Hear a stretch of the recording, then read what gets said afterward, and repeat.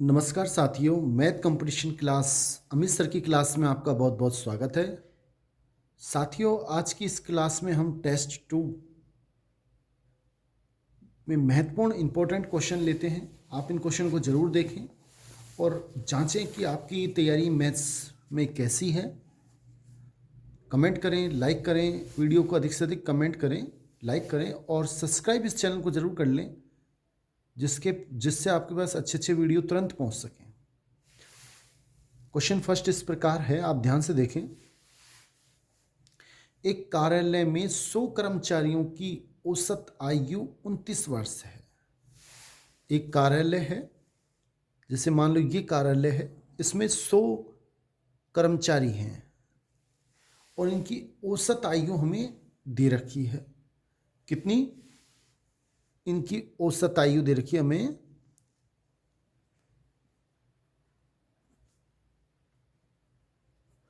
29। तो इनका योगफल कितना आ जाएगा? 2900। इनको गुणा करेंगे तो ये योग आ जाएगा, आयु का योग। ये क्या आएगा? 100 व्यक्तियों की आयु का योग आ जाएगा 2900। अब हमसे क्वेश्चन में क्या कह रहा है? तथा 2/5 कर्मचारी महिला हैं। इनमें से 2/5 महिला कितनी है? किसका 2/5? 100 का 2/5। ये तो है महिला। 16 करोगे 5 दूनी 10, यानी कि 20 को 2 से गुणा करोगे 40 तो है महिला। और पुरुष कितने हैं? मैन कितने हैं? बचे हुए 100 में से आप 40 घटाओगे तो 60 बचेंगे। ये हमारे पास पुरुष कर्मचारी हैं। यहां तक समझ में आ गया होगा।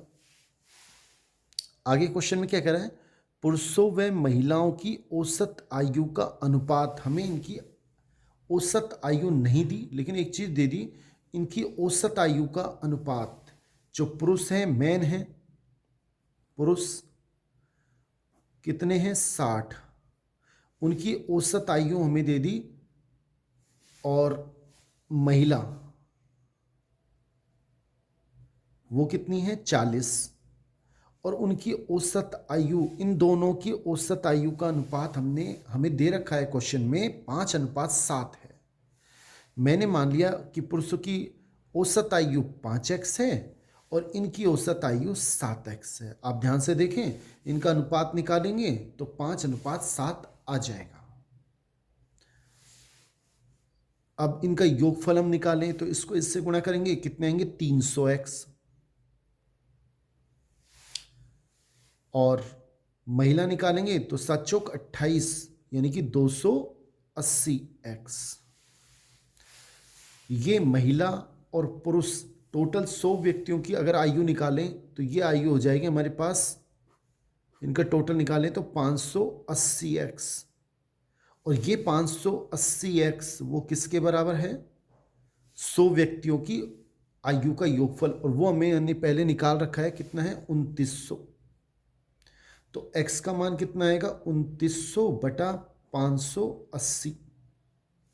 और इसको हल करोगे तो वो 0 से 0 कट गया। 29 एकम 29, ऊपर 10, 29 दूना 58। तो x का मान आएगा 5।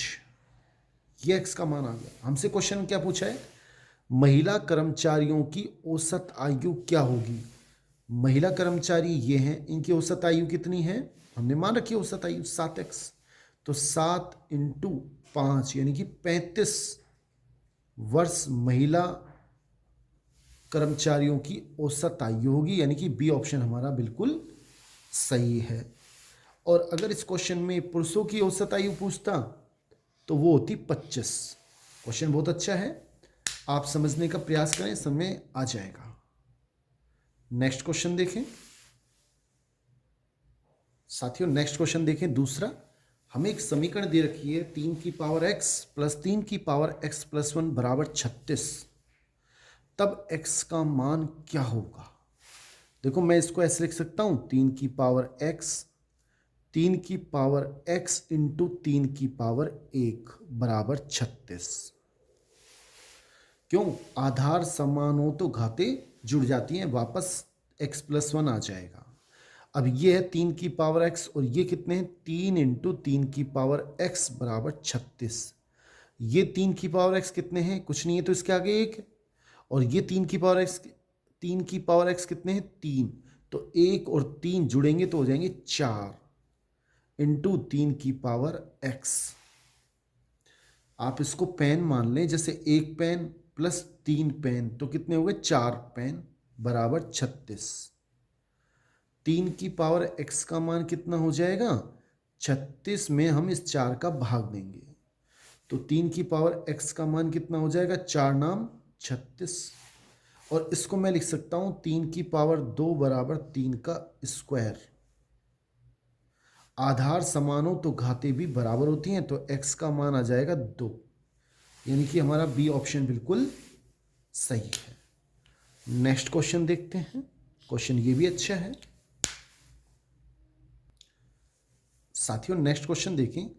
एक वर्ग, हमें चित्र दे रखा है, एक वर्ग एक वृत्त के चारों ओर बना हुआ है। एक वर्ग है जो वृत्त के चारों ओर बना हुआ है। वर्ग की भुजा हमें दे रखी है 14 सेमी है और वर्ग का क्षेत्रफल ज्ञात करना है जिसमें वृत्त शामिल ना हो। ये वृत्त का क्षेत्रफल हमें घटाना है। कैसे करेंगे, पहले हम पूरा क्षेत्रफल निकालेंगे, यानी कि वर्ग का क्षेत्रफल। वर्ग का क्षेत्रफल क्या होगा, वर्ग का क्षेत्रफल, और वो क्या होता है भुजा का स्क्वायर। और हमें दे रखा है 14 इंटू 14 यानी कि 196 सेमी स्क्वायर। ये हमारे पास आ गया वर्ग का क्षेत्रफल। लेकिन हमें उस वर्ग का क्षेत्रफल निकालना है जिसमें वृत्त शामिल ना हो। हम वृत्त का क्षेत्रफल निकाल लेते हैं, उसको घटा देंगे। वृत्त का क्षेत्रफल कैसे निकालेंगे, ध्यान दें आप। देखो ये यहां से लेकर और यहां तक ये है वृत्त का व्यास। ये वृत्त का क्या है, व्यास है। अब ये 14 सेमी है तो ये भी 14 सेमी होगा, और 14 सेमी का आधा ये होगा 7 सेमी, जो कि क्या होती है त्रिज्या। तो वृत्त की त्रिज्या कितनी है, वृत्त की त्रिज्या है 7 सेमी। और वृत्त का क्षेत्रफल क्या हो जाएगा, वृत्त का क्षेत्रफल हमारे पास सूत्र होता है पाई आर स्क्वायर। याद रखना है, पाई का मान होता है 22/7 और आर का मान कितना है 7। कितनी बार गुणा करेंगे, 2 बार। 7 एकम 7, 7 एकम 7, तो 22 इंटू 7 कितने आएंगे 154। 7 दूनी 14, हासिल पाई 1, 7 दूनी 14 और 1 15, 154 सेमी स्क्वायर। अब हमें ये पूरे वर्ग के क्षेत्रफल में से वृत्त का क्षेत्रफल घटा देते हैं 154, तो कितना आएगा 6 में से 4 गए 2, 9 में से 5 गए 4, 42 सेमी स्क्वायर। ये हमारा क्षेत्रफल जो हमें ज्ञात करना है, यानी कि बी ऑप्शन बिल्कुल ठीक है। इसमें भी बी ऑप्शन है। नेक्स्ट क्वेश्चन देख लेते हैं साथियों। नेक्स्ट चौथा क्वेश्चन देखें। हमें एक आकृति दी हुई है और उसमें क्या कह रहा है, दी हुई आकृति में पी क्यू वृत्त का व्यास है। ये पी क्यू है, ये वृत्त का व्यास है, बीच में केंद्र है, ये वृत्त का व्यास है। और पी आर का मान 5 सेमी है। ये पी आर है, ये हमें 5 सेमी दे रखा है। और क्यू आर, ये क्यू आर है, वो हमें 12 सेमी दे रखा है। तो छायांकित भाग का क्षेत्रफल ज्ञात करो। क्या होगा, ये छायांकित जो शेड हो रहा है, लाइन खिंच रही है, इसका पहले हम पूरे वृत्त का क्षेत्रफल निकालेंगे, उसमें से ये त्रिभुज का क्षेत्रफल घटा देंगे, तो हमारे पास छायांकित भाग का क्षेत्रफल आ जाएगा। देखो वृत्त का क्षेत्रफल हमें निकालना है तो हमें त्रिज्या चाहिए, और त्रिज्या से पहले हमें व्यास निकालना पड़ेगा, तब हमारे को त्रिज्या प्राप्त होगी। देखो ये समकोण त्रिभुज है, और समकोण हमें एक नियम पता होना चाहिए, एक प्रमेय पता होनी चाहिए कि अर्धवृत्त में, ये अर्धवृत्त होता है आधा वृत्त, ये इसका व्यास है। अर्धवृत्त चाहे यहाँ चाहे यहाँ चाहे यहाँ या नीचे, अर्धवृत्त में बना कोण हमेशा समकोण होता है, 90 डिग्री का होता है। तो ये अर्धवृत्त में बना हुआ कोण है, तो ये 90 डिग्री हो गया। और 90 डिग्री के सामने हमेशा कर्ण होता है। समकोण त्रिभुज है होता है ये, और समकोण त्रिभुज में 90 डिग्री के सामने क्या होता है? कर्ण। और कर्ण का स्क्वायर किसके बराबर होता है? हम जानते हैं, आधार का स्क्वायर प्लस लंब का स्क्वायर। अब इसमें कर्ण कौन है? 90 के सामने पी क्यू, तो पी क्यू का स्क्वायर। और आधार आप कोई सा ही मान सकते हैं, चाहे 5 मान लें चाहे 12, तो 5 का स्क्वायर कितना हो जाएगा? 25। और लंब 12 का स्क्वायर कितना हो जाएगा? 144। तो पी क्यू का स्क्वायर कितना आ जाएगा? 169। और पी क्यू का मान हो जाएगा 13। क्यों? 169 का वर्गमूल 13 सेमी होता है। तो ये हमारे पास आ गई यहां से यहां तक 13 सेमी। अब हम वृत्त की त्रिज्या देखें। पहले हम वृत्त का क्षेत्रफल निकाल लेते हैं पूरे वृत्त का। तो वृत्त की त्रिज्या कितनी हो जाएगी? वृत्त की त्रिज्या हो जाएगी 13/2। 13/2। क्यों? क्योंकि त्रिज्या क्या होती है? व्यास का आधा। तो वृत्त की त्रिज्या हो गई 13/2। अब वृत्त का क्षेत्रफल क्या हो जाएगा? वृत्त का क्षेत्रफल क्या होता है? पाई आर स्क्वायर। पाई आप ऐसे रहने दें, आर स्क्वायर कितना हो जाएगा? त्रिज्या का स्क्वायर, यानी कि इसका स्क्वायर। 13 का स्क्वायर होता है 169, और 2 का स्क्वायर होता है नीचे 4, तो ये आ गया 169 पाई/4। ये पूरा क्षेत्रफल आया है सेमी स्क्वायर, पूरा वृत्त का। अब इसमें से हमें घटाना है समकोण त्रिभुज का क्षेत्रफल। इसमें आप देखें तो 90 डिग्री ये है, इसके 90 डिग्री के सामने जो भुजा है पी क्यू, ये पी क्यू, ये हो गई अपन को निकाली अपन ने 13 सेमी। ये 5 है और ये 12 है। मेरे ख्याल से आपको समझ में आ रहा होगा। ये तो हो गया इसमें 90 डिग्री के सामने 13, और ये हो गया इसमें 12 सेमी, और ये 5 से। तो समकोण त्रिभुज का क्षेत्रफल क्या होता है? 1/2 आधार इंटू ऊंचाई। तो समकोण त्रिभुज का क्षेत्रफल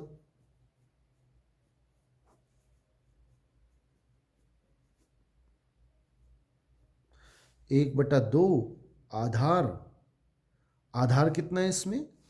12, और ऊंचाई कितनी है इसमें? 5। तो इसका मान कितना आएगा? 2 से काटेंगे 6, 6 पंजे 30, 30 सेमी स्क्वायर इस समकोण त्रिभुज का क्षेत्रफल आएगा। फिर सुनिए, समकोण त्रिभुज का क्या होता है? त्रिभुज का क्षेत्रफल 1/2 आधार 12 हो गया, ऊंचाई 5 हो गई, तो 1/2 आधार इंटू ऊंचाई यानी 30 सेमी स्क्वायर। तो अभिष्ट क्षेत्रफल जो हमें ज्ञात करना है वो क्या हो जाएगा? पूरे क्षेत्रफल में से पूरा कितना है? 169/4 पाई। 30 सेमी हम घटा देंगे और ये हमारा आंसर है, यानी कि ए ऑप्शन हमारा बिल्कुल सही है। नेक्स्ट क्वेश्चन देख लेते हैं। साथियों नेक्स्ट क्वेश्चन देखें, 5वां। ये एक आसान क्वेश्चन की श्रेणी में आता है, और आसान क्वेश्चन अगर हमारा गलत हो रहा है तो हम सिलेक्शन की उम्मीद नहीं कर सकते। हमारा सिलेक्शन कब संभव है? जब हम आसान क्वेश्चन को तो निश्चित करें, और जो उससे थोड़ा सा कठिन क्वेश्चन है उसको अगर हम कल करते हैं, हल कर लेते हैं, तो काफ़ी स्टूडेंट से आगे हो जाते हैं। तो क्वेश्चन को देखें। एक घन के विकर्ण की लंबाई, देखो घन के विकर्ण की लंबाई होती क्या है? घन के विकर्ण की लंबाई, या घन का विकर्ण लिख दो डायरेक्ट, क्या होता है? √3 गुणा भुजा। आपको बता दें, घना अगर वर्ग होता तो वर्ग के विकर्ण की लंबाई कितनी होती है? √2 गुणा भुजा। घनाभ इसके विकर्ण की लंबाई कितनी होती है? √ लंबाई का स्क्वायर प्लस चौड़ाई का स्क्वायर प्लस ऊंचाई का स्क्वायर, आपको याद रखना है। और आयत की बात करें तो आयत का विकर्ण कितना होता है? √ लंबाई का स्क्वायर प्लस चौड़ाई का स्क्वायर। ये मैंने चारों सूत्र एक साथ लिख दिए हैं। अब हमसे बात कर रहा है घन के विकर्ण की लंबाई, वो होती कितनी है? √3 गुणा भुजा, और उसका मान हमें दे रखा है 6 √3। तो भुजा कितना हो जाएगा, जब √3 का इसमें भाग देंगे, √3 से √3 कट जाएगा, 6 सेमी। और घन का कुल पृष्ठीय क्षेत्रफल पूछ रहा है।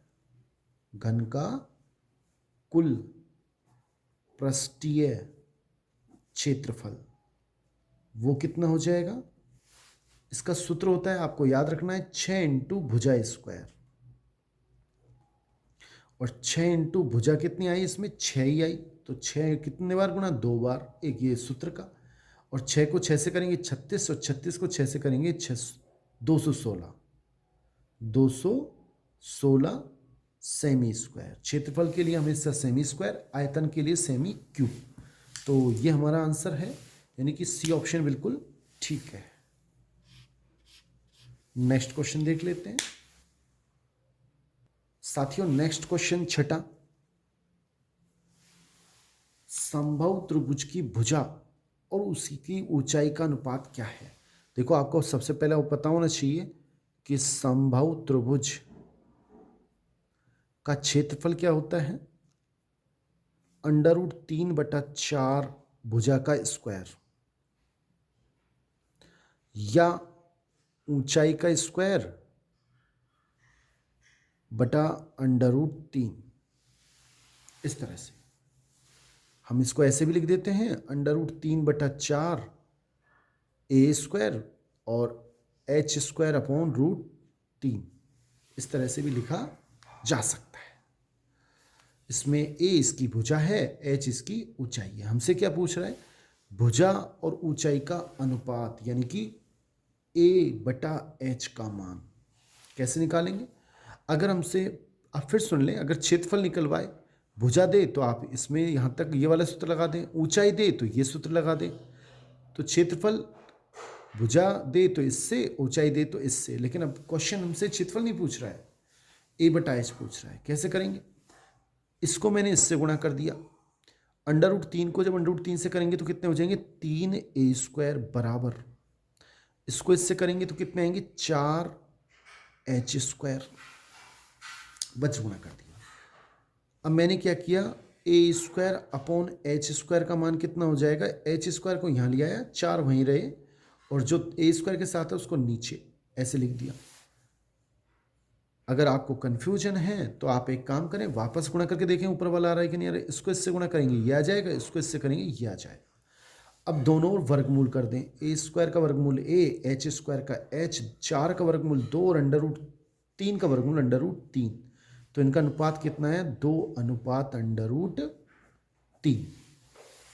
यानी सही आंसर हमारा सेकंड है, बी ऑप्शन बिल्कुल सही है। क्वेश्चन बहुत ही शानदार है, सीटी एग्जाम में 2023 में ये आया हुआ है। नेक्स्ट क्वेश्चन देखते हैं, में 22 में आ चुका है। यदि किसी समबाहु त्रिभुज का परिमाप, ये समबाहु त्रिभुज है, अगर इसकी भुजा a है तो तीनों भुजाएं बराबर होती हैं, तो a हो जाएगी। और समबाहु त्रिभुज का परिमाप क्या होता है, a यानी कि 3a। वो कितना दे रखा है, 48। तो a का मान कितना हो जाएगा, 16 सेमी। ये हमारे पास a का मान आ गया। और हमसे पूछ रहा है इसका क्षेत्रफल, समबाहु त्रिभुज का क्षेत्रफल। मैंने अभी बताया आपको 2 मिनट पहले कि अगर भुजा दे तो √3/4 इंटू भुजा का स्क्वायर, और ऊंचाई दे तो h²/√3। अब भुजा दी है तो हम ये लगाएंगे, इंटू भुजा का स्क्वायर कितना आएगा, 16 इंटू 16, 4 एकम 4, 4 चौक 16, 16 चौक 64, और √3 सेमी स्क्वायर। यानी कि ए ऑप्शन हमारा बिल्कुल सही है और यही हमारा आंसर है। साथियों, नेक्स्ट वीडियो में आपसे निवेदन है कि इस चैनल को आप सब्सक्राइब कर लें, लाइक करें, विकसित कमेंट करें। थैंक्स।